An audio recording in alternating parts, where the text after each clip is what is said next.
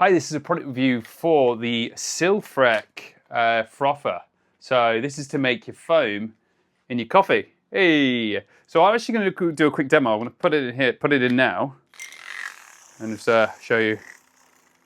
Ooh, well, you can hear it. I suppose you can't see it. Wish I could show it you like actually frothing. Maybe I should have done that. So I'll do another angle where I'm actually showing you. Hold on a second. Hold on. We can make this better. I don't know how this is going to look. Okay.